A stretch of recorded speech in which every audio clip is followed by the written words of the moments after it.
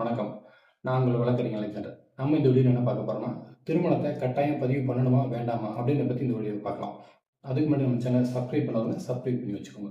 இப்போ உங்க திருமணம் கிறிஸ்தவ முறைப்படி நடந்தாலும், இந்து முறைப்படி நடந்தாலும், முஸ்லீம் முறைப்படி நடந்தாலும், நீங்க திருமணமான 90 நாட்களுக்குள்ள உங்க திருமணத்தை மாவட்ட திருமண பதிவாளர் முன்னாடி கண்டிப்பா பதிவு பண்ணணும்.